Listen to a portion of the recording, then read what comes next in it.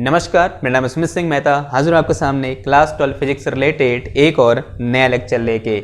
आज का हमारा है लेक्चर नंबर 87 और आज के इस लेक्चर में हम तीन इंपॉर्टेंट सर्किट डिस्कस करेंगे। पहला है हमारे पास आर सर्किट, उसके बाद है एल सर्किट और लास्ट हम डिस्कस करेंगे सी सर्किट। और तीनों क्या है, बहुत इंपॉर्टेंट है और आगे चलकर हम इन तीनों का combination L C R circuit discuss करेंगे जो कि क्लास 12 में पूरा का पूरा 5 मार्क्स का आता है। तो इन्हें समझना क्या है हमारे लिए बहुत जरूरी है। तो एक एक करके इनको समझते हैं। आप फटाफट से कॉपी पेन निकालो और हेडिंग डालो। क्या पहली हेडिंग क्या हो जाएगी हमारे पास, आर सर्किट। तो पहली हेडिंग क्या है हमारे पास, आर है और आर यहां पर दिखा रहा है किसको, रेजिस्टेंस को। तो पहला सर्किट हमारे पास क्या है, आर सर्किट। भाई क्या होता है आर सर्किट, एक ऐसा सर्किट जिसमें केवल और केवल क्या होता है, रेजिस्टेंस होता है।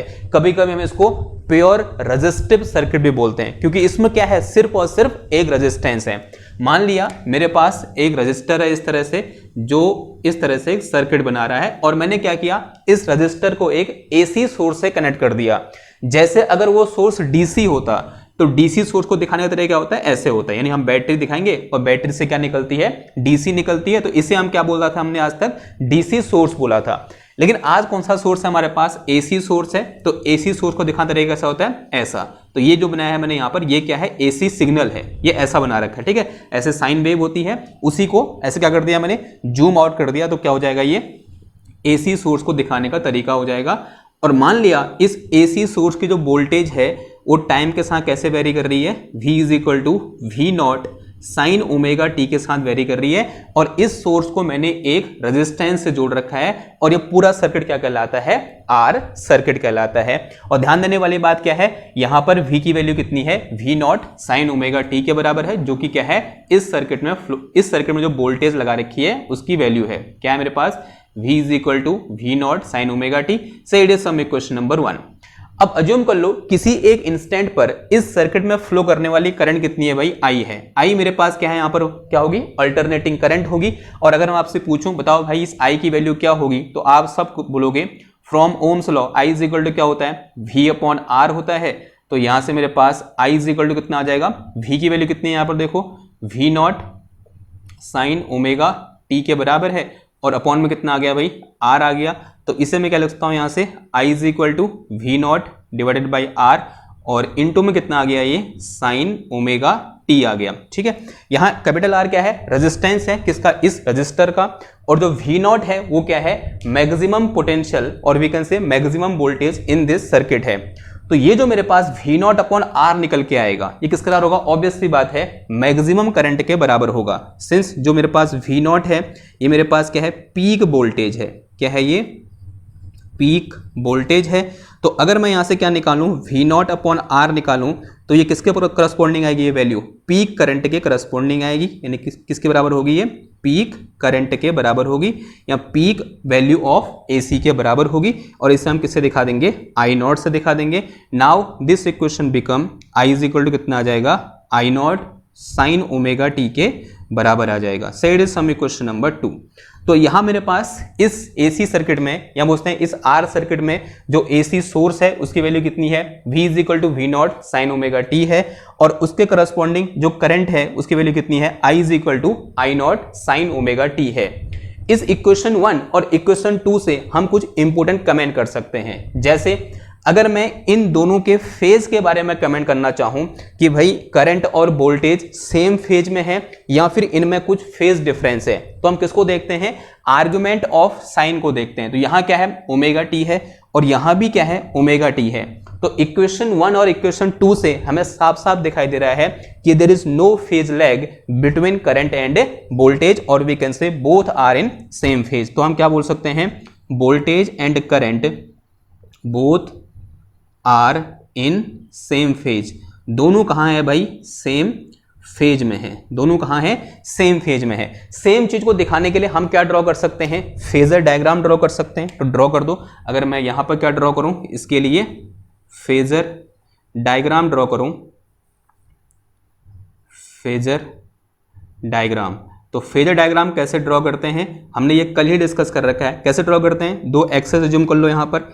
एक को हमने क्या बोल दिया भाई, एक्स एक्सेस बोल दिया, एक को मैंने क्या बोल दिया, वाई एक्सेस बोल दिया।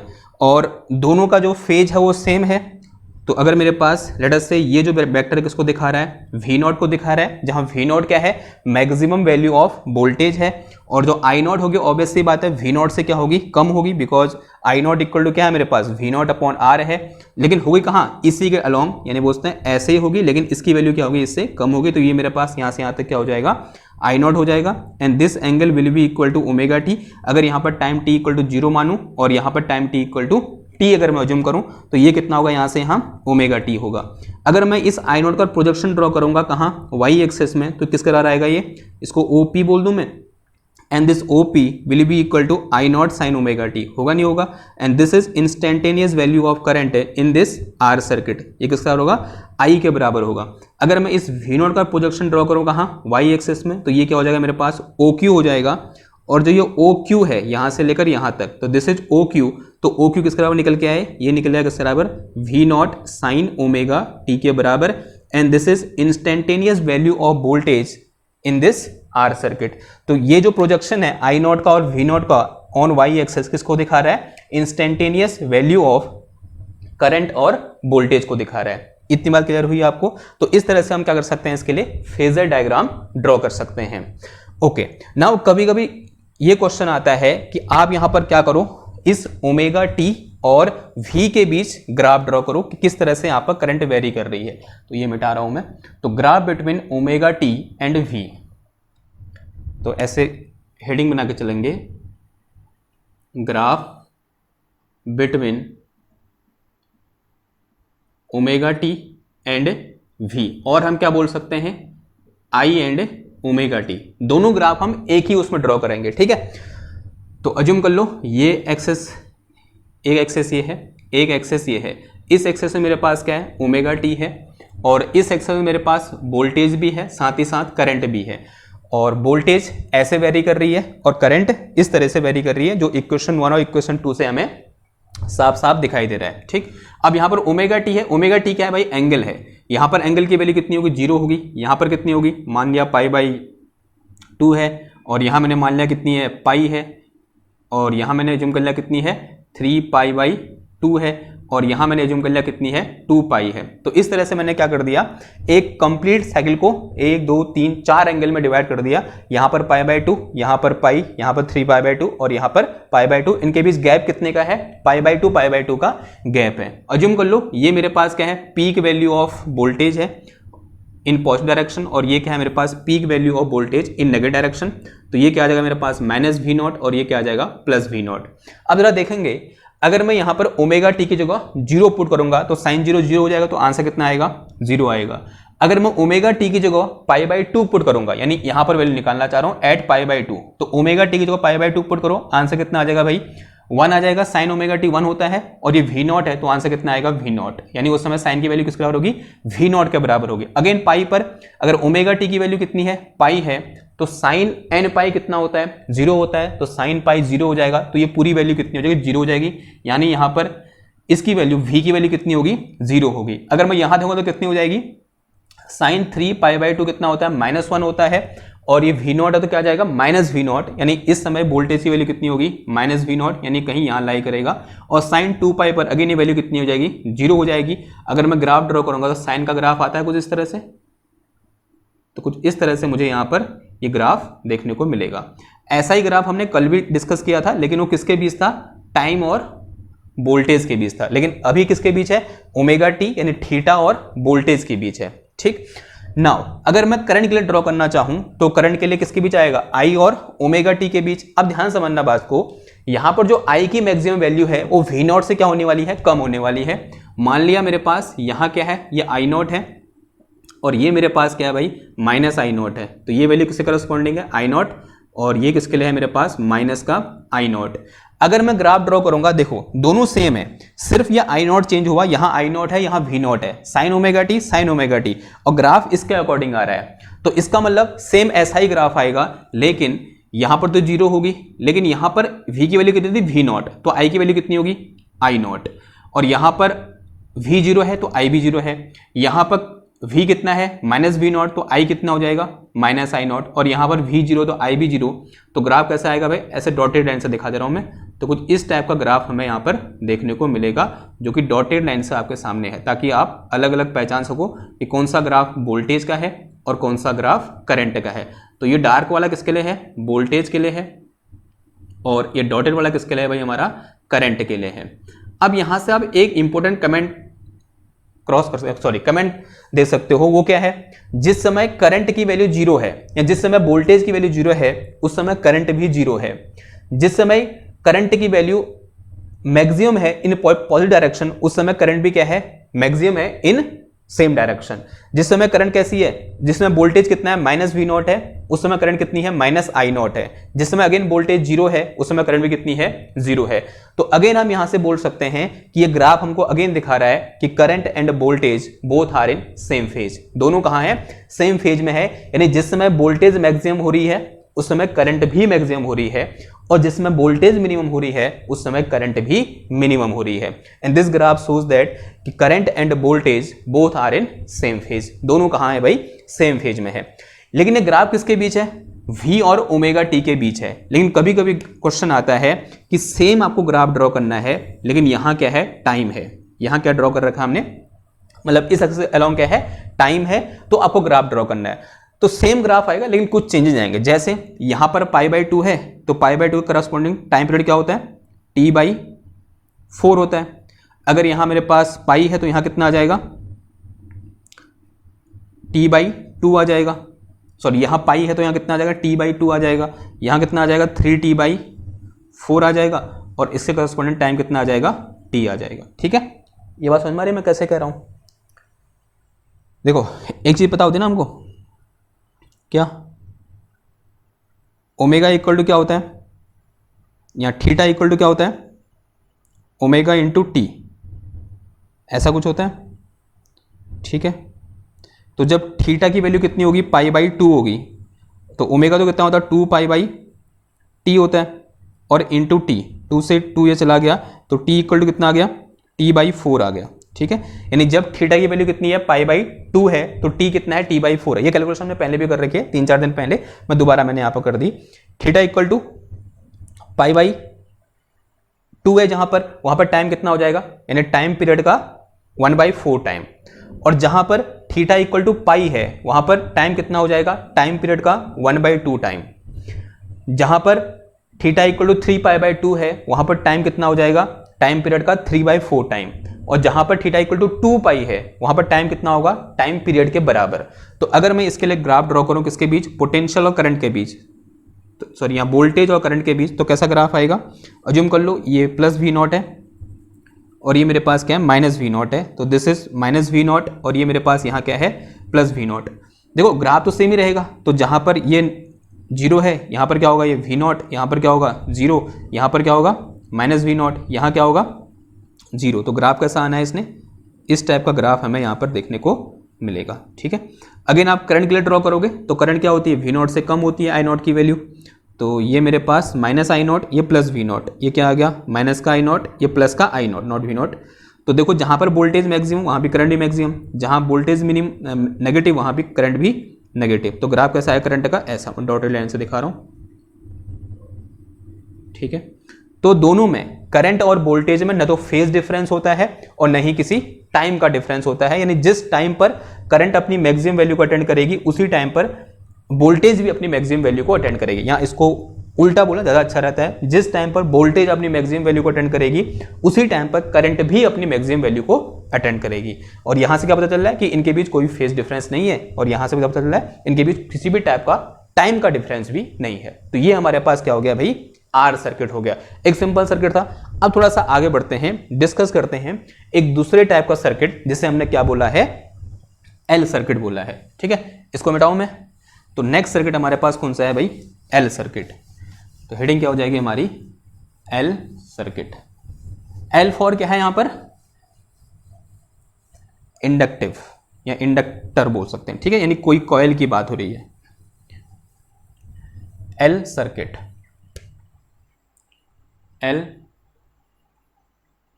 सर्किट, एल सर्किट में क्या होगा, जैसे आर सर्किट में हमारे पास सिर्फ और सिर्फ एक रेजिस्टेंस था, उसी तरीके से एल सर्किट में हमारे पास सिर्फ और सिर्फ क्या होगा, एक इंडक्टर होगा। इंडक्टर यानी कोई कॉयल, कोई सॉलिनॉइड हो सकता है, कोई एक सर्कुलर कॉयल हो सकती है, किसी भी टाइप की एक कॉयल है हमारे पास।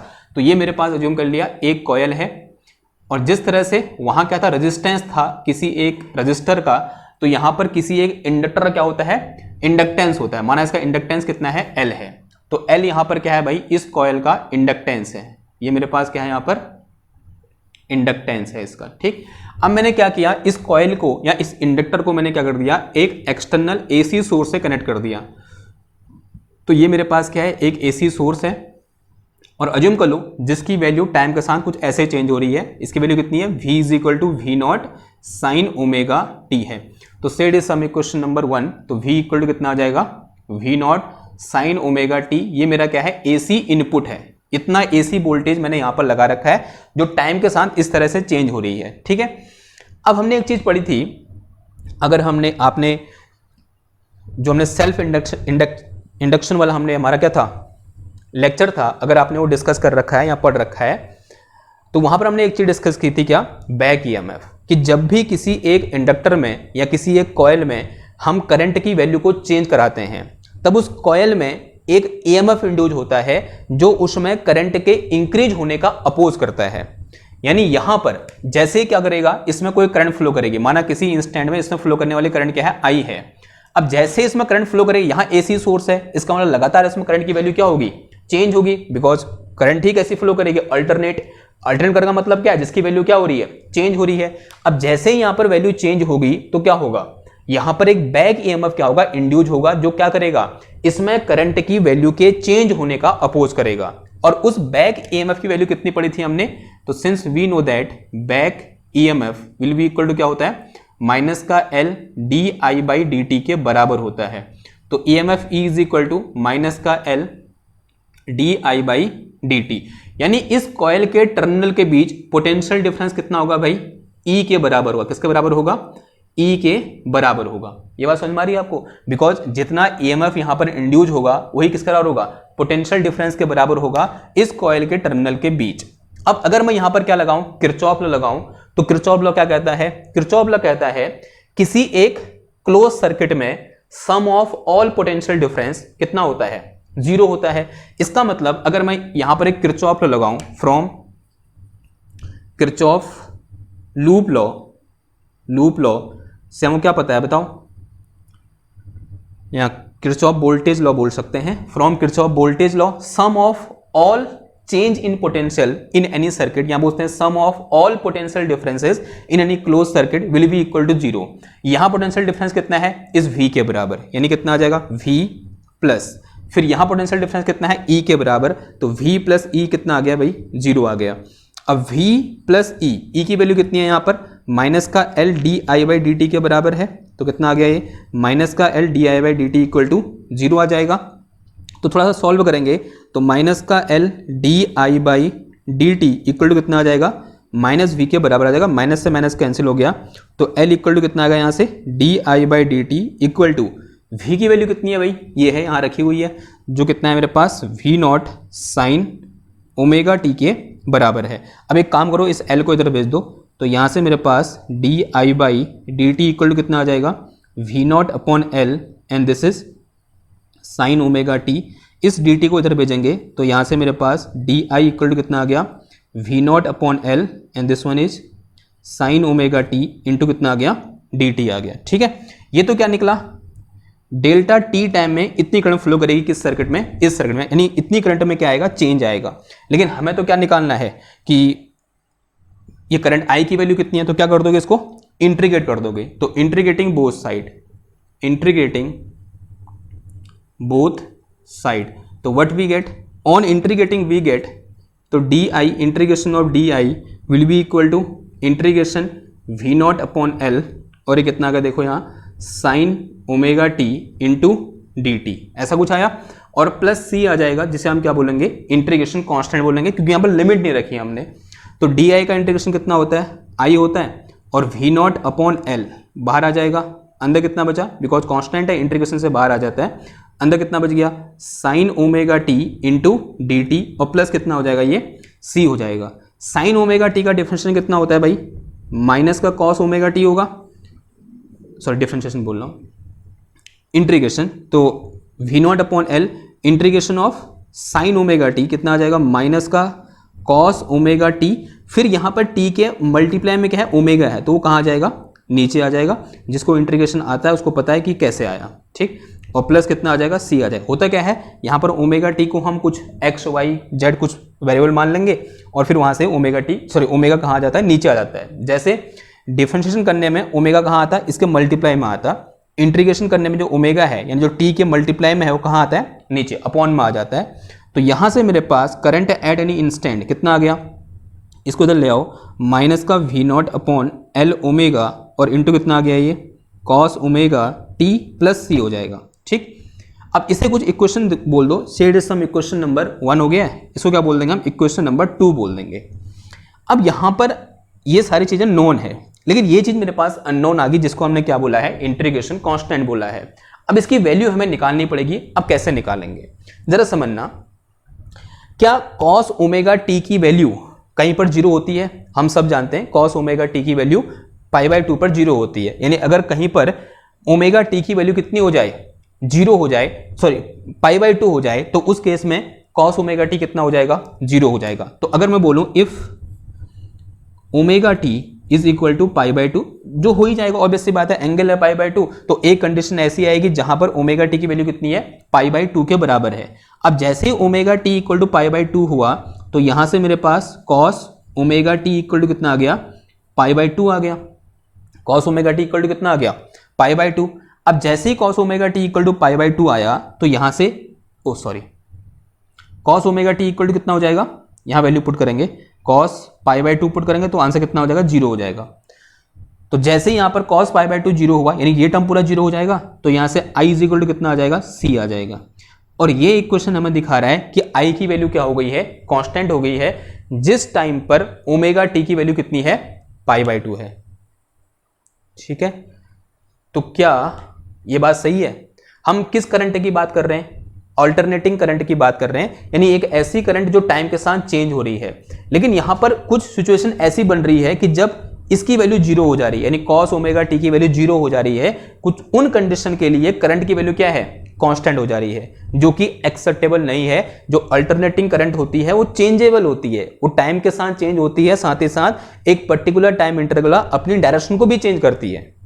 तो इसका मतलब ये जो मेरे पास सी यहां पर है, ये गड़बड़ कर रहा है।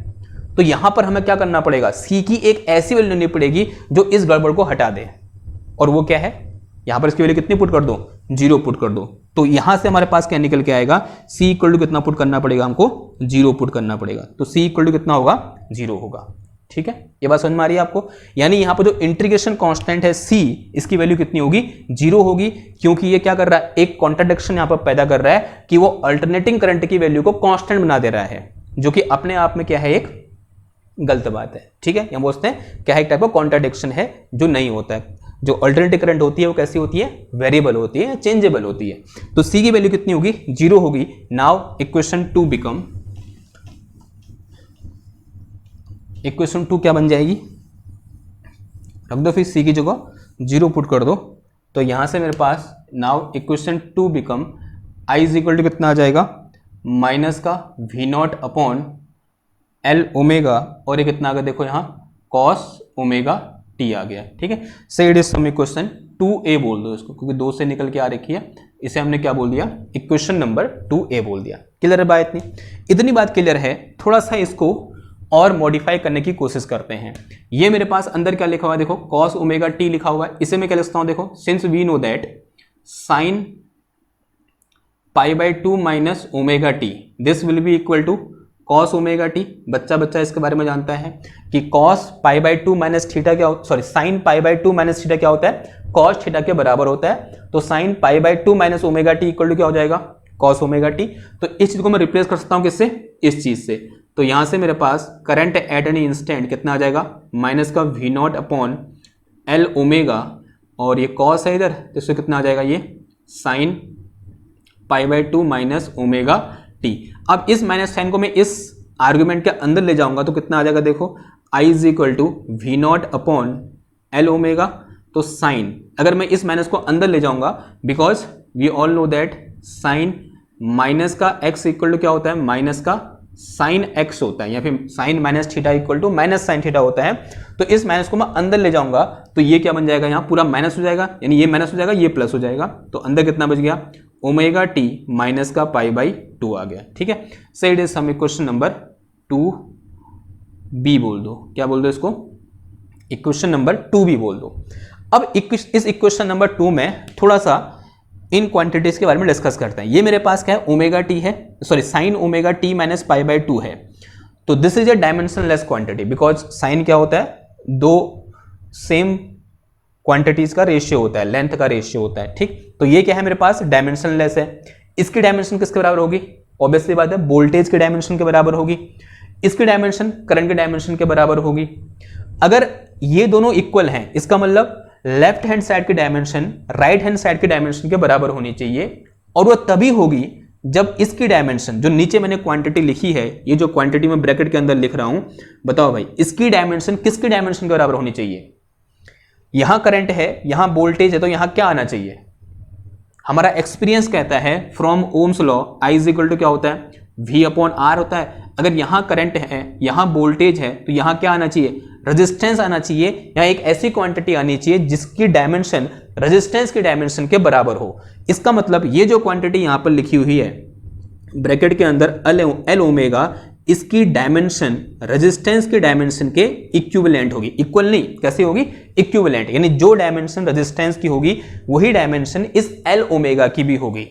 और इस एल ओमेगा को हम नाम देते हैं क्या, इंडक्टिव रिएक्टेंस। जो मेरे पास एल ओमेगा यहां मैंने लिखा है ये क्वांटिटी, इस क्वांटिटी का नाम क्या है, इंडक्टिव रिएक्टेंस।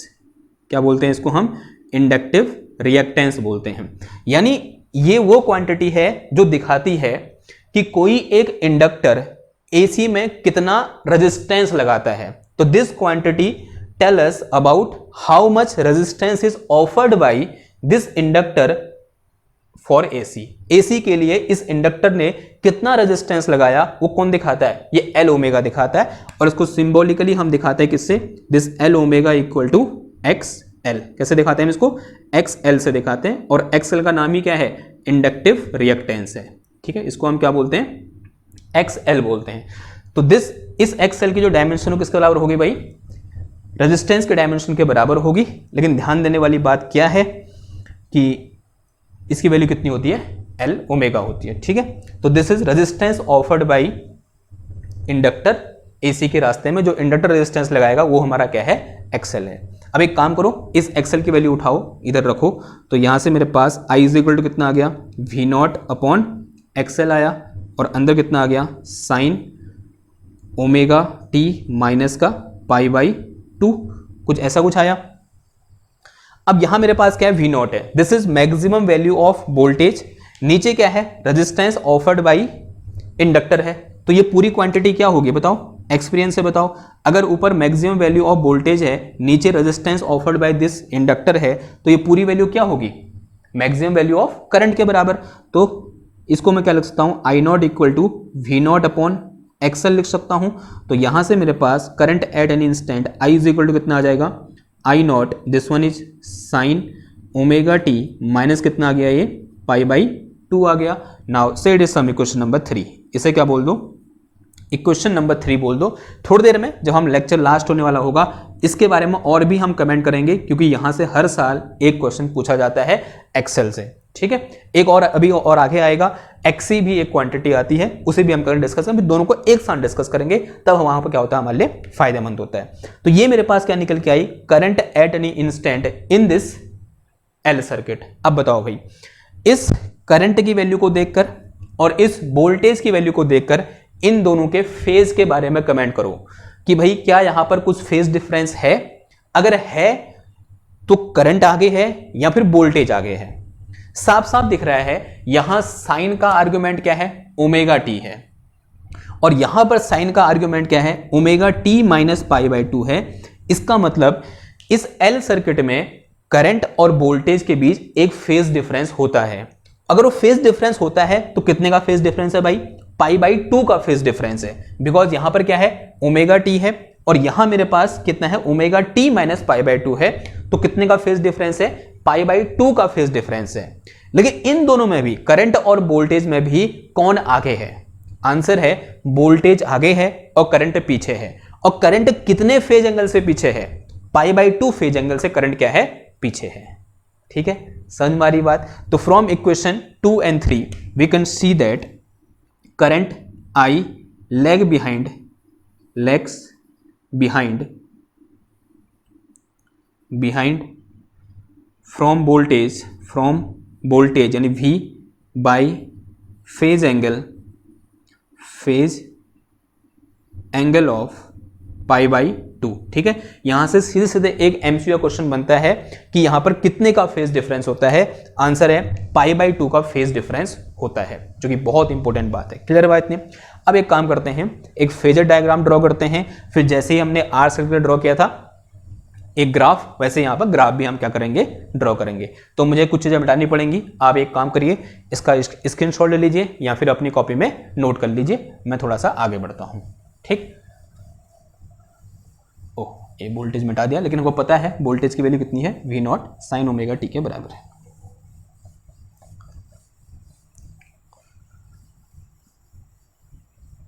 देखो भाई, हमारे पास क्या निकल के आया, एक जो वोल्टेज है कितनी है, V not sine omega T के बराबर है, और जो करंट है किसके बराबर है, I not sine omega T minus pi by 2 के बराबर है। ठीक है, हमें फेजर डायग्राम ड्रॉ करना है, तो दो एक्सेस बनाएंगे, एक वाई एक्सेस हो जाएगा हमारा और एक एक्स एक्सेस हो जाएगा। तो let us say this is x axis and this one is y access.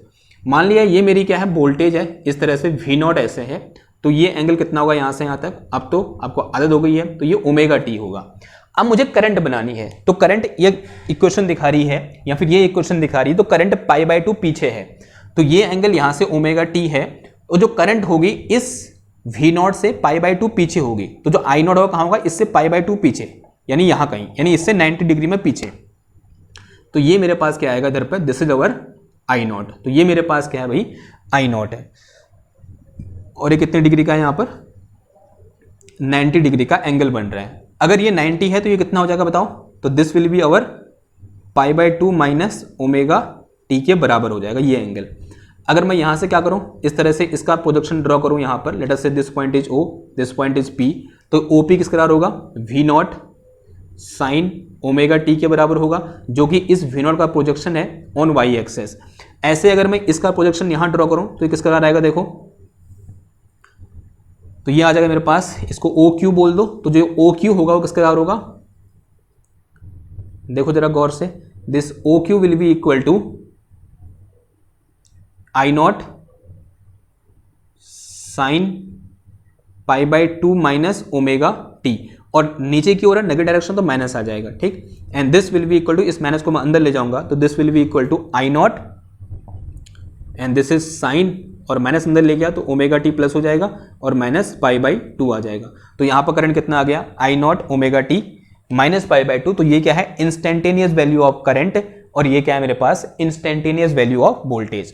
कुछ आप यहां पर याद रखो ना रखो, वैसे तो याद सभी रखना है, लेकिन भाई फेजर डायग्राम हमेशा याद रखना कि फेजर डायग्राम में यहां पर जो वोल्टेज है वो लीड करती है और करंट क्या करती है, लैग करती है, और जो फेज डिफरेंस का कितने का होता है भाई, पाई बाई 2 का होता है।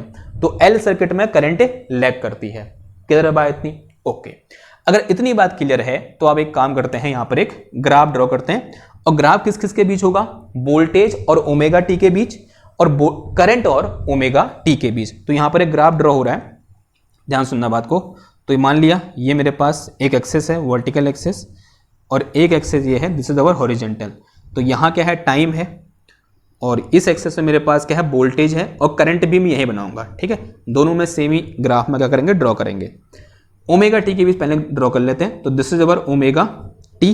तो यहां पर ओमेगा टी की वैल्यू 0 मान ली मैंने, ओमेगा टी एंगल है, तो यहां कितना बोल दिया, पाई बाई 2, यहाँ कितना बोल दिया, पाई, यहाँ कितना बोल दिया, 3 पाई बाई 2, यहाँ कितना बोल दिया, 2 पाई बोल दिया। एक कंप्लीट साइकिल के लिए हम देखना चाह रहे हैं। तो अज्यूम करो ये मेरे पास क्या है, V नॉट की मैक्सिमम वैल्यू है, यहाँ मैंने प्लस V नॉट बोल दिया, और यहाँ क्या होगा, माइनस V नॉट, उतने ही O से उतना ही नीचे। तो ये मेरे पास क्या आ जाएगा इधर पर, माइनस का V नॉट आ गया। ठीक, बताओ फिर V नॉट के लिए, जब ओमेगा टी की वैल्यू कितनी होगी, 0 होगी, तो वी नॉट कितना होगा, 0 होगा। जब ओमेगा टी पाई बाई 2 होगा तो वी नॉट कितना होगा, सॉरी वी कितना होगा, वी नॉट के बराबर होगा। जब ओमेगा टी की वैल्यू 0 होगी तो वी कितना होगा, 0 होगा। जब ओमेगा टी की वैल्यू पाई बाई 2 होगी तो ये तो 1 हो जाएगा, साइन पाई बाई 2 1, तो कितना आया, वी नॉट आया। जब यहाँ मेरे पास इसकी वैल्यू कितनी होगी, पाई होगी, तो वी की वैल्यू कितनी हो जाएगी, 0, साइन पाई एन पाई कितना होता है, 0 होता है। यहाँ पर कितना आ जाएगा, -1, और ये मेरे पास क्या है, वी नॉट है, तो कितना आ जाएगा, ये माइनस वी नॉट, यानी यहाँ कहीं वैल्यू आ जाएगी। और 2 पाई पर साइन 2 पाई 0 होता है, तो वी की वैल्यू भी 0 आ जाएगी। तो ग्राफ मुझे कुछ इस टाइप से यहाँ पर देखने को मिलेगा। तो कुछ इस टाइप का ग्राफ हमें यहाँ पर दिख रहा है। किसका ग्राफ है भाई, वोल्टेज का ग्राफ है, ठीक। अब किसका ग्राफ ड्रॉ करना है, करंट का। तो करंट जो होती है वो वी नॉट से कम होती है। मान लिया मेरे पास क्या है, आई नॉट है, और ये भी मेरे पास क्या है, इधर पे माइनस आई नॉट है। तो ये मेरे पास माइनस आई नॉट, और यहाँ क्या है, मेरे पास आई नॉट है। अब जरा समझो, ये मेरे पास आई की इक्वेशन है, I is equal to I not sine omega T minus pi by 2, ये हमारी इक्वेशन है। अब जैसे ही यहां पर आप omega T equal to 0 put करोगे तो आंसर क्या आएगा, साइन माइनस 2 पाई। देखो omega T equal to 0 put करो, क्या है यहां पर, साइन माइनस का 2 पाई। साइन माइनस 2 पाई क्या होगा, -1 होगा, नहीं होगा। साइन माइनस 2 पाई नहीं, साइन माइनस पाई बाई 2 कितना होगा, -1 होगा। तो ये -1 होगा, तो यानी कहां पर, इधर पर माइनस आई नॉट आ जाएगा, इधर आ जाएगा। अब जैसे ही यहां पर क्या पुट करोगे आप, पाई बाई 2 पुट करो तो आंसर कितना हो जाएगा, अंदर 0, तो साइन 0 कितना होता है, 0 होता है। अब जैसे आप यहां पर क्या पुट करो, पाई पुट करोगे तो ये कितना आ जाएगा, देखो पाई बाई 2 आ जाएगा, और पाई बाई 2 पर कितना होता है, 1 होता है, तो कितना आ जाएगा, ये आई नॉट इसकी वैल्यू हो जाएगी यहां पर। और फिर 3 पाई बाई 2 पर अगर 3 पाई बाई 2 पुट करोगे तो आंसर कितना आएगा यहां पर, 3 पाई बाई 2, तो कितना आ जाएगा, पाई आ जाएगा। साइन एन पाई 0 होता है, तो कितना आ जाएगा, ये 0 हो जाएगा। और साइन 2 पाई पर 2 पाई पुट करो तो कितना आ जाएगा, ये 2 पाई, 2 दूना 4 में से 1 गया 3, तो 3 पाई बाई 2 आ गया। साइन 3 पाई बाई 2 कितना होता है, -1, तो कितना आ जाएगा, माइनस आई नॉट। तो वैल्यू कहाँ आ गई, कहीं यहाँ आ गया। अगर मैं इन सबको मैच कराऊंगा तो ग्राफ कैसा आएगा, मेरे को कुछ इस टाइप का ग्राफ यहाँ पर देखने को मिलेगा। तो इसको डॉटेड बना दूं, तो डॉटेड ग्राफ किसका है भाई, करंट का है। तो this graph is for current. ये ग्राफ किसका है भाई, करंट का ग्राफ है। और नीचे वाला ग्राफ किसका है, मतलब डार्क वाला ग्राफ किसका है, वोल्टेज का है। ये किसके लिए हमारे पास, वोल्टेज के लिए है, और एक किसके लिए मेरे पास, करंट के लिए है, ठीक है। किधर बात नहीं, ओके। ये किसके बीच हो गया, ओमेगा टी और वोल्टेज के बीच ग्राफ हो गया। अब किसके बीच ग्राफ ड्रॉ करेंगे, ओमेगा टी और करंट के बीच। तो अगेन सॉरी, ओमेगा टी नहीं, टाइम और, उधर ड्रॉ करो, मैं इसको मिटा देते हैं, यहां जगह नहीं मिल रही, इधर ड्रॉ करते हैं, ठीक है। इसको मिटाऊं मैं,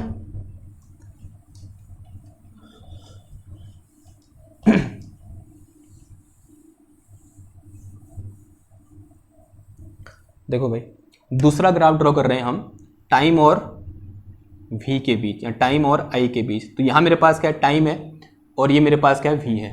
तो मान लिया यहाँ पर टाइम t इक्वल टू 0 है, यहाँ मैंने टाइम बोल दिया कितना, t/4 बोल दिया। यहाँ मैंने बोल दिया कितना, t/2 बोल दिया। यहाँ मैंने बोल दिया कितना, 3t/4 बोल दिया। यहाँ टाइम मैंने कितना बोल दिया, t बोल दिया। पहले ये v नॉट की वैल्यू होगी प्लस v नॉट, v की वैल्यू प्लस v नॉट, और ये कितनी होगी मेरे पास, minus we naught, plus we not, और ये क्या होगी, माइनस वी नॉट। देखो भाई कैसे करोगे ग्राफ ड्रॉ, देखो वी नॉट का तो बड़ा आसान होता है, ये हमने बहुत बार कर लिया है। तो कैसा ग्राफ आएगा भाई, यहाँ पर कितना होगा, प्लस वी नॉट, यहाँ 0, और यहाँ कितना होगा, माइनस वी नॉट, यहाँ कितना होगा, 0। सेम ग्राफ आएगा जैसे किसके लिए आ रखा है, ओमेगा टी और वी के लिए आ रखा है, ठीक। ऐसा कुछ ग्राफ आएगा, बिकॉज जहां पर ये π/2 है वहां पर टाइम कितना होगा, t/4। जहां पर ये पाई है टाइम कितना होगा, t/2। और जहां पर ये 3π/2 है यहाँ टाइम कितना होगा, 3t/4 होगा। जहां पर यहाँ एंगल कितना है, 2π है, तो वहां टाइम कितना होगा, t होगा। तो सेम ग्राफ आने वाला है, उसकी कोई टेंशन नहीं है। लेकिन यहाँ से कुछ और इन्फॉर्मेशन हमें देखने को मिलेगी। अगर मैं यहाँ पर आई के लिए ग्राफ ड्रॉ करूँ तो ये मेरे पास क्या है, देखो आई नॉट है, ये माइनस आई नॉट है। यहाँ पर वोल्टेज क्या है, मैक्सिमम, थोड़ा और आगे समझ में आएगा अगर आगे ड्रॉ करूंगा मैं। देखो ये मैंने वोल्टेज ड्रॉ किया, फिर यहाँ पर क्या होगी, मैक्सिमम, यहाँ मैक्सिमम हुई, फिर यहाँ पर क्या होगा, 0, फिर यहाँ पर अगेन मैक्सिमम। ये वोल्टेज यहां पर क्या हुई, वी नॉट होगी। अब करंट वी नॉट कब हो रही है, किस टाइम पर हो रही है, T/2 time, sorry T/2 time पर हो रही है। और वोल्टेज मैक्सिमम कब हो रही है, या बोलते वी नॉट कब हो रही है, T/4 टाइम पर हो रही है। तो इन दोनों में टाइम डिफरेंस कितना है, T/4 टाइम का क्या है, टाइम डिफरेंस है। ठीक है, तो यहां से हम कह पा रहे हैं कि टाइम लैग कितने का है, यहां पर T/4 टाइम का है। और करंट क्या कर रही है, T/4 टाइम से लैग कर रही है। या फिर अगर यहां से देखें या इस फेज डायग्राम से देखें तो हम बोल सकते हैं जो करंट है वो π/2 फेज से लैग कर रही है। तो ये क्या हो गया हमारा भाई, एल सर्किट हो गया। अब बढ़ते हैं अपने अगले सर्किट की ओर, जिसका नाम क्या है, सी सर्किट। ठीक है, जो कि हमारा क्या होगा, लास्ट सर्किट भी होगा। आई होप ये समझ में आ गया होगा। तो इसका क्या करो, स्क्रीनशॉट ले लो या फिर इसको नोट कर लो, वीडियो पॉज करके। हम आगे बढ़ते हैं और नेक्स्ट सर्किट को बढ़ते हैं। उसका नाम क्या है, सी सर्किट। नेक्स्ट सर्किट हमारे पास क्या, सी सर्किट। क्या होगा बताओ, सी सर्किट एक ऐसा सर्किट जिसमें सिर्फ और सिर्फ क्या होगा, एक कैपेसिटर होगा। पहले क्या पढ़ा, आर सर्किट जिसमें सिर्फ और सिर्फ क्या था, एक रेजिस्टेंस था। फिर क्या पढ़ा, एल सर्किट जिसमें सिर्फ और सिर्फ क्या था, एक इंडक्टर था। अब हम क्या पढ़ेंगे, सी सर्किट जिसमें सिर्फ और सिर्फ क्या होगा, एक कैपेसिटर होगा। तो इस तरह से मैंने अज्यूम कर लिया कि ये मेरे पास क्या है, एक कैपेसिटर है जिसका कैपेसिटेंस क्या है, सी है। सी क्या है, इस कैपेसिटर का कैपेसिटेंस है। और इसे मैंने क्या कर रखा है, जैसा कि अभी हम करते हुए आए हैं, एक एसी वोल्टेज से मैंने इसे क्या कर दिया, कनेक्ट कर दिया। जिस एसी वोल्टेज की वैल्यू कितनी है, V = V0 sin omega T के बराबर है। ठीक है, तो ये मेरे पास क्या है, यहां पर वोल्टेज की वैल्यू कितनी है, V = V0 sin omega T के बराबर है। Say it is some equation number 1। इसे क्या बोल दो, इक्वेशन नंबर 1 बोल दो। Okay, now since we know that Q = क्या होता है, मान लिया किसी एक इंस्टेंट पर इसमें फ्लो करने वाला चार्ज कितना है, Q है। तो Q = क्या होता है हमारे पास, C × V के बराबर होता है नहीं होता है, आंसर है हाँ जी होता है। अब V की वैल्यू कितनी है भाई, देखो वैल्यू पुट करो। Q = कितना आएगा, C। V की वैल्यू कितनी है, V0। This one is sine omega t, ऐसा कुछ आ जाएगा। Say it is some equation number 2। अब किसी इंस्टेंट में इसमें फ्लो करने वाले करंट अगर I हो तो I = क्या होता है भाई, dQ/dt के बराबर होता है, rate of flow of charge. कि चार्ज किस रेट से फ्लो हो रहा है। तो क्या करेंगे, इस इक्वेशन नंबर 2 को डिफरेंशिएट कर देंगे। तो कितना आ जाएगा, ये d/dt of C V0 and this one is sine omega T आ गया। देखो C V0 दोनों कांस्टेंट है, डिफरेंशिएशन से बाहर आ जाएंगे। तो करंट एट एनी इंस्टेंट कितना आ जाएगा, C V0 साइन का क्या होता है डिफरेंशिएशन, या फिर d/dt ऑफ क्या आ जाएगा, साइन ओमेगा टी आ जाएगा। ठीक, थोड़ा सा आगे सॉल्व करेंगे तो यहां से मेरे पास करंट I = आ गया कितना, C V0 साइन का क्या हो जाएगा, कॉस ओमेगा टी। तो कॉस ओमेगा टी और फिर ओमेगा टी का करेंगे तो कितना आ जाएगा, यहाँ पर सिंपल ओमेगा आ जाएगा। तो current at any instant I = कितना आ जाएगा, ये C omega V0 and this one is cos omega t. इसे क्या लिखूंगा मैं, cos omega T. Say it is some equation number 3। इसे क्या बोल दो भाई, इक्वेशन नंबर 3 बोल दो। आई होप आपको ये इक्वेशन लास्ट में दिख रही होंगी। लास्ट इक्वेशन लिखी है मैंने क्या, I = C omega V0 cos omega T लिखी हुई है, जिसमें मैंने क्या बोला है, इक्वेशन नंबर 3 बोला है। अब अगेन करो, थोड़ा सा इसमें मॉडिफिकेशन करो, इस कॉस को साइन में कन्वर्ट करने की कोशिश करो, ताकि थोड़ा सा क्या हो जाए, हमको कंपैरिजन करने में आसानी हो जाए। तो कैसे करोगे,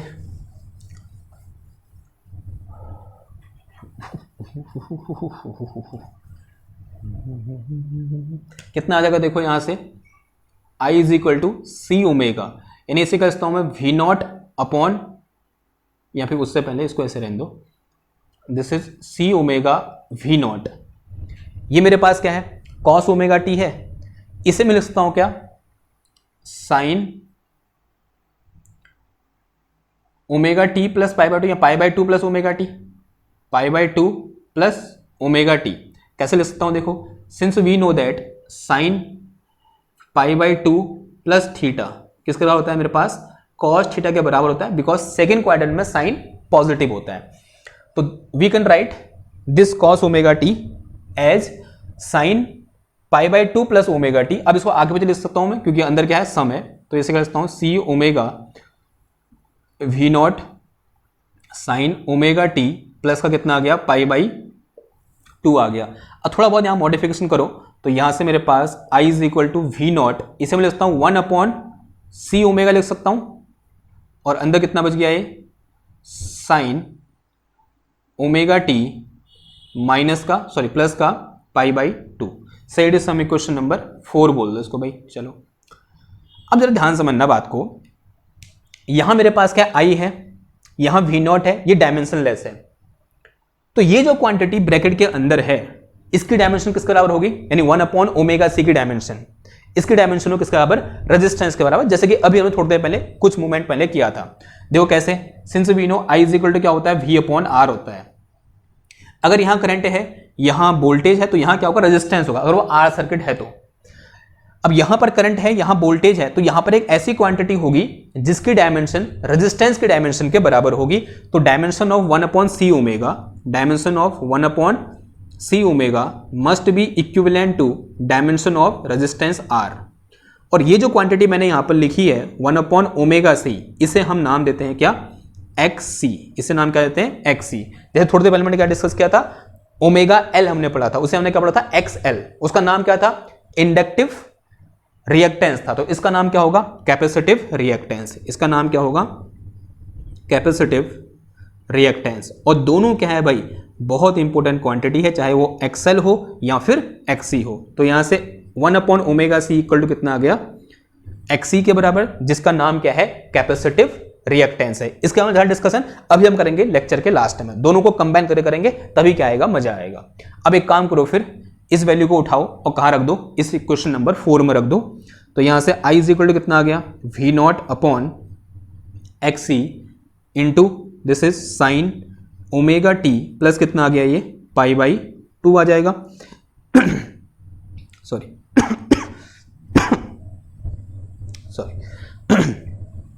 this bracket is close.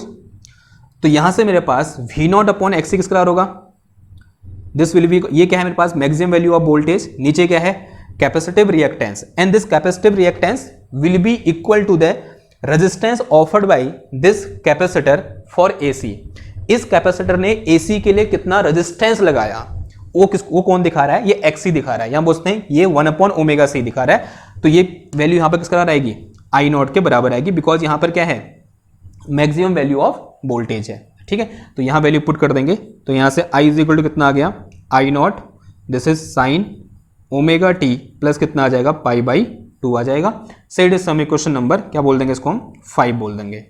Now एक बार इक्वेशन 5 को देखो और एक बार यहां इक्वेशन नंबर 1 को देखो, तो आप कुछ कमेंट कर सकते हो। क्या कमेंट कर सकते हो, देखो इन दो से हमको साफ साफ दिख रहा है यहां पर वोल्टेज और करंट के बीच कुछ फेज डिफरेंस है। और कितने का फेज डिफरेंस है भाई, π/2 का फेज डिफरेंस है। और वहां पर भी वोल्टेज और करंट में से कौन लैग कर रहा है, कौन लीड कर रहा है, साफ साफ दिख रहा है, वोल्टेज क्या कर रही है, लैग कर रही है, और करंट क्या कर रही है, लीड कर रही है, क्योंकि यहां प्लस π/2 है। यहां सिर्फ क्या है, ω/t है इस साइन के आर्गुमेंट में, और यहां साइन के आर्गुमेंट में क्या है भाई, ω/t प्लस π/2 है। इसका मतलब करंट क्या कर रही है, लीड कर रही है, और वोल्टेज क्या कर रही है, लैग कर रही है। तो हम यहां पर क्या लिख सकते हैं, current lead to voltage, I lead to voltage V by phase angle of π/2 in C circuit या इन प्योरली इंडक्टिव सर्किट। ठीक है, ये बात, सॉरी, प्योरली कैपेसिटिव सर्किट। इसको उल्टा ही बोल सकते हो कि यहां पर π/2 से वोल्टेज क्या कर रही है, लैग कर रही है, और करंट क्या कर रही है, लीड कर रही है। आप सिर्फ एक लैंग्वेज याद करो, दूसरी लैंग्वेज आप अपने आप समझ जाओगे। अगर करंट लीड कर रही है वोल्टेज से, तो ऑब्वियस सी बात है ना, वोल्टेज क्या कर रही है, लैग कर रही हो किससे, करंट से। ठीक, सिंपल बात, ओके। अब इतनी बात समझ में आई। अब वही चीज अब क्या करेंगे, हम इस सर्किट के लिए फेज डायग्राम ड्रॉ करेंगे, फिर उसके बाद 2 ग्राफ ड्रॉ करेंगे, फिर हम कहां पहुंच जाएंगे, इस लेक्चर के अंत में पहुंच जाएंगे। तो फेज डायग्राम ड्रॉ करने के लिए मैं यहां ड्रॉ कर दूं, मुझे जगह चाहिए थोड़ा बहुत, तो फेज डायग्राम इधर ड्रॉ करते हैं। तो इन डालो क्या, phase diagram for C circuit. और ध्यान रखना फेज डायग्राम बहुत इंपॉर्टेंट है, क्योंकि आगे हम सिर्फ फेज डायग्राम बनाएंगे, ये सारी कैलकुलेशन नहीं करेंगे, बिकॉज फेज डायग्राम बनाते ही हमारे पास क्या निकल के आ जाएगी, इंस्टेंटेनियस वैल्यू ऑफ वोल्टेज और इंस्टेंटेनियस वैल्यू ऑफ करंट निकल के आ जाएगी, और वही हमें चाहिए। तो अब क्या लिखोगे यहां पर, फेज डायग्राम। नेक्स्ट हेडिंग क्या है इसमें, phasor diagram, not phase diagram, phasor diagram. Phasor diagram draw करने के लिए हमें क्या ड्रॉ करनी पड़ेगी, 2 एक्सेस। मान लिया एक एक्सेस ये है और एक एक्सेस ये है, इसे मैंने क्या बोल दिया, एक्स एक्सेस, इसे मैंने क्या बोल दिया, वाई एक्सेस। मान लिया किसी इंस्टेंट पर ये मेरे पास क्या है, यहाँ वी नॉट है, और ये एंगल यहाँ से यहाँ कितना है भाई, ओमेगा टी है। तो आई नॉट कहाँ होगा, आई नॉट इस वी नॉट से π/2 आगे होगा। तो अगर ये वी नॉट है तो आई नॉट कहाँ होगा, ऐसे होगा, इसके परपेंडिकुलर इस डायरेक्शन में। तो this is our I not. तो ये मेरे पास क्या है भाई, हमारा आई नॉट है। अब ये एंगल कितना है, यहाँ से यहाँ तक 90 है। अगर ये 90 है तो ये भी 90 है, तो ये कितना बच गया मेरा, ओमेगा टी बच गया। तो this is our omega t. ये किसका आया, ओमेगा टी के बराबर आया। अगर मैं इसका क्या करूं, ऐसे यहां पर प्रोजेक्शन ड्रॉ करूंगा, late us say this is O Q, तो किसका बराबर होगा, ये आई के बराबर होगा। अगर इसका प्रोजेक्शन ड्रॉ करूंगा ऐसे, तो ये किसके बराबर होगा भाई, OP will be equal to V के बराबर, पोटेंशियल की बोलता वोल्टेज की वैल्यू के बराबर होगा किसी एक पर्टिकुलर इंस्टेंट पर। यहां से यहां ये कितना आ जाएगा, देखो this will be equal to, देखो ओमेगा टी ऐसे है, तो this will be equal to I naught cos omega T, और I naught cos omega T can be written as in this way. तो इसको क्या लिखता हूं मैं, I not sine π/2 plus omega T, और यही मेरे क्या है, इंस्टेंटेनियस वैल्यू ऑफ करंट है। सिमिलरली यहां से यहां तक ये क्या हो जाएगा मेरा, this projection OP will be equal to we not sine omega t, किसका रहेगा ये, V not sine omega T के बराबर आएगा। तो ये क्या हो गया भाई, फेज डायग्राम आ गया। और ये आपको याद रखना है कि वोल्टेज कौन लीड करेगा कौन लैग करेगा, डायग्राम तो आप ड्रॉ कर ही लोगे, ठीक। ये मिटाऊं मैं अब देखो, अब हमें क्या ड्रॉ करने हैं, दो ग्राफ ड्रॉ करने हैं।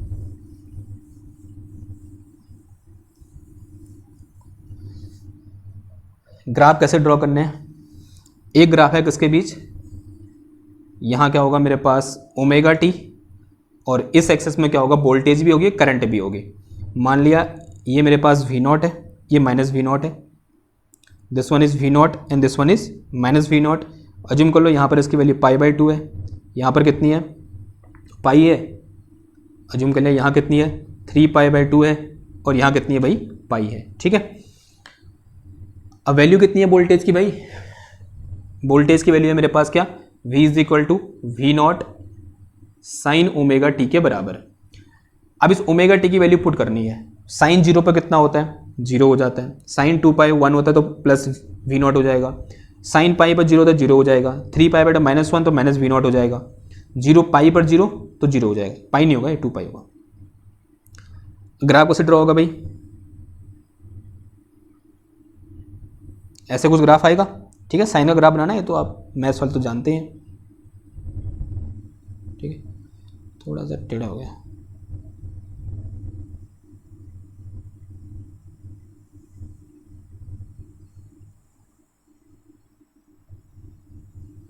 तो कुछ इस टाइप का ग्राफ हमें देखने को मिलेगा। अब इसका ड्रॉ करना है, आई का ड्रॉ करना है। तो आई का फॉर्मूला क्या है मेरे पास, इक्वेशन क्या है, I not sine omega T plus π/2, ठीक। अब जैसे ही यहां पुट करेंगे कितना, ओमेगा टी 0 तो कितना साइन पाई की वैल्यू कितनी 1, तो कितना आ जाएगा ये आई नॉट। तो मान लिया ये आई नॉट है यहां पर, और ये कितना है मेरे पास माइनस का आई नॉट, ठीक है। तो ओमेगा टी की वैल्यू जैसे 0 होगी तो क्या आएगा, साइन π/2, साइन π/2 की वैल्यू 1, यानी कितना आएगा आई नॉट। π/2 पुट को तो पाई आ जाएगा, साइन पाई पर कितना होता है 0, पाई पुट को कितना 3π/2 माइनस आई नॉट। 3π/2 पुट करो कितना आ जाएगा 3π/2, 4 2π आ जाएगा, 2π पर 0, और 2π पर कितना आ जाएगा 2 दूना 4 और 1 5, 5π/2, तो 5π/2 का मतलब क्या हुआ, सॉरी एक मिनट, यहाँ कितना हुआ 0, 0 पुट गया तो कितना का π/2, साइन π/2 पर आई नॉट। फिर उसके बाद क्या कितना पुट किया, π/2 पुट किया तो कितना आ जाएगा, पाई आ जाएगा, साइन पाई पर 0 हो गया, पाई पुट किया तो कितना आ गया 3π/2, ठीक है। तो ऑब्वियसली बात है कहाँ आएगा, इधर आया इधर आया, तो इसमें कहीं यहाँ पर, ठीक है, मैक्सिमम आई नॉट। तो ग्राफ कैसा आएगा, कुछ ऐसा।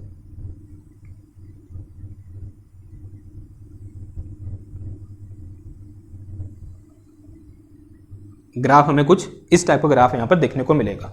इसको अलग दिखाने के लिए कैसे बना दो, इसको डॉटेड बना दो, डैश बना दो इस तरह से। तो दिस इज ग्राफ, ठीक है। अब ऐसे ही टाइम और उसके बीच देखेंगे हम, तो इसी के नीचे बनाऊं या इधर बनाते हैं,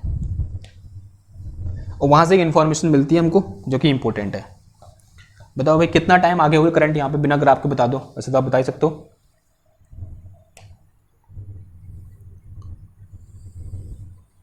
ये मेरे पास क्या है, यहाँ टाइम है और यहाँ मेरे पास क्या वोल्टेज भी है, करंट भी है।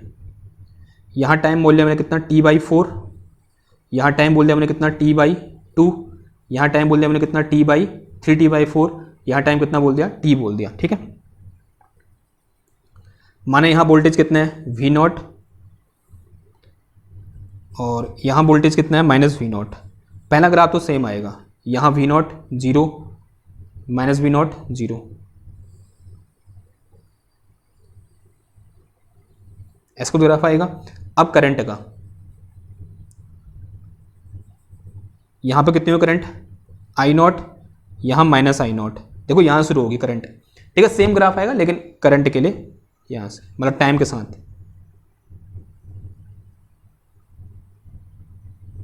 ऐसे कुछ आएगा। ठीक है, अब जरा समझना क्या इंफॉर्मेशन यहां से मिलती है। यहां पर करंट कितनी है मैक्सिमम, यहां पर टाइम t = 0 मान लिया मैंने, यहां पर करंट की वैल्यू कितनी है 0 है।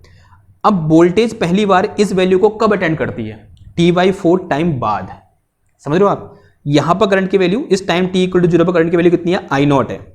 वोल्टेज ये वैल्यू I0 वाली वैल्यू या बोलते हैं V0 बोल सकते हैं, यानी I0 के करस्पॉन्डिंग जो वैल्यू है V0 मतलब अपनी maximum value in positive direction कब अटेंड करती है, जब टाइम कितना है मेरे पास T/4 है, यानी जब ये I0 है तो V को V0 होने के लिए कितना टाइम लगता है, उसके T/4 टाइम बाद क्या होता है V0 होता है। देखा यहां पर, यानी जो मेरे पास वोल्टेज है वो करंट से T/4 टाइम क्या है पीछे है, T/4 टाइम क्या है हमारा पीछे है। अब यहां भी देख सकते हो, यहां पर करंट कितनी है भाई 0 है।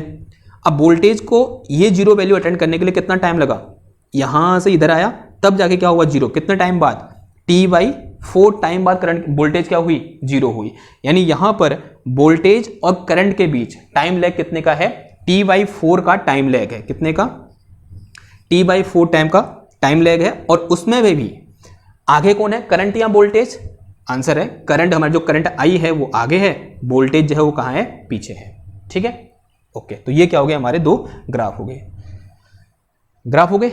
ओके, अब आगे बढ़ते हैं, नेक्स्ट एंड डालो क्या, लास्ट में कंपैरिजन, कंपैरिजन नहीं बोलते हैं, discussion on XL and XC.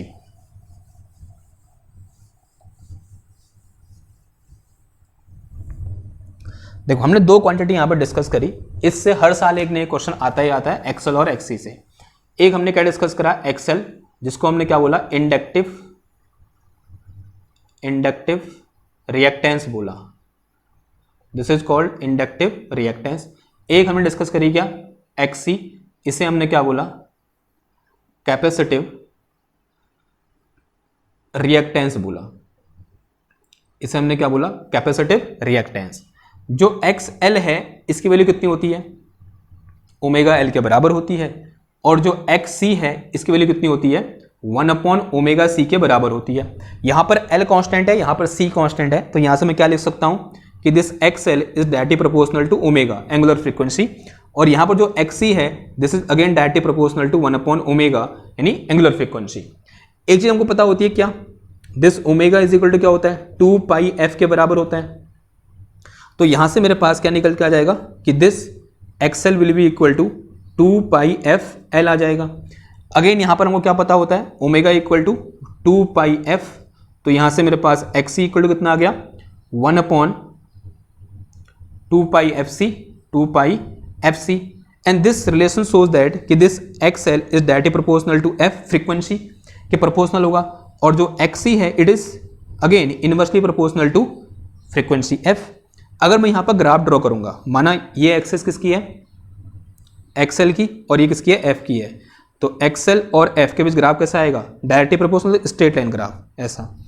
अगर यहां मैं ग्राफ ड्रॉ करूंगा तो कैसा है इनवर्स रिलेशन है, तो अज्यूम कर लो ये f है और ये क्या है मेरे पास XC है, तो ग्राफ कैसा आएगा इनवर्स रिलेशन 1/x का ग्राफ यानी 1/f, ऐसे कुछ ग्राफ आएगा। एक दोनों ग्राफ क्या होते हैं बहुत इंपॉर्टेंट है, पूछे जाते हैं MCQ में। This is graph between XL and f and this is graph between XC and f। ठीक है, अब दूसरी चीज अगर मैं किसके लिए बात करूं for DC f equal to कितना होता है, 0 होता है, तो एक्सएल कितना हो जाएगा, 0 हो जाएगा। यानी डीसी के लिए जो एक कॉयल होगी वो कितना रेजिस्टेंस लगाएगी, 0 रेजिस्टेंस लगाएगी। लेकिन दूसरी ओर अगर मैं यहां देखूं किसके लिए, for DC f equal to कितना है, 0 है। अगर एफ इक्वल टू 0 है तो एक्सी इक्वल टू कितना आ जाएगा, 1/0 इन्फिनिटी, तो एक्सी विल बी इन्फिनिटी। यानी जो हमारा कैपेसिटर होता है वो एक डीसी के लिए इनफाइनाइट रेजिस्टेंस लगाता है। तो इसका मतलब जो डीसी है वो कैपेसिटर से फ्लो नहीं कर सकती। क्लियर बात? ओके। अगर मैं यहां किसके लिए बात करूं, फॉर एसी के लिए बात करूं, of high frequency, of high frequency, जिसकी फ्रीक्वेंसी एफ की वैल्यू क्या है, बहुत ज्यादा है। अगर एफ की वैल्यू बहुत ज्यादा है तो एक्सएल भी क्या होगा मेरा, हाई होगा, होगा नहीं होगा, because XL is directly proportional to frequency. यानी एसी के लिए अगर मेरे पास एक हाई फ्रीक्वेंसी की एसी है तो हाई फ्रीक्वेंसी की एसी के लिए जो हमारा क्या होगा, इंडक्टर होगा, वो ज्यादा रेजिस्टेंस लगाएगा। वहीं दूसरी ओर अगर मैं यहां हाई फ्रीक्वेंसी दौड़ाऊंगा, अगर for high frequency AC, for high frequency AC के लिए जो मेरे पास एक्ससी की वैल्यू होगी वो क्या होगी, छोटी होगी बड़ी होगी, बताओ। देखो फ्रीक्वेंसी बहुत ज्यादा है तो एक्ससी विल कम, मतलब एक्ससी क्या होगी, कम होगी। अगर एक्ससी कम है तो इसका मतलब यहां से हम क्या कमेंट कर सकते हैं कि for alternating current of high frequency this capacitor apply low resistance. जो कैपेसिटर वो कैसा रेजिस्टेंस लगाता है, कम रेजिस्टेंस लगाता है। वहीं हाई फ्रीक्वेंसी की एसी के लिए जो इंडक्टर है वो ज्यादा रेजिस्टेंस लगाता है। वो हमको यहाँ से साफ साफ देखने को मिल रहा है। तो यहाँ से कोई भी क्वेश्चन आपसे पूछ सकता है इस लास्ट वाले डिस्कशन से, जो कि क्या है, बहुत ज्यादा इंपॉर्टेंट है। ठीक, तो आज के इस लेक्चर में हमने 3 सर्किट पढ़े, एल सर्किट, आर सर्किट और सी सर्किट। आई होप आपको समझ में आए होंगे।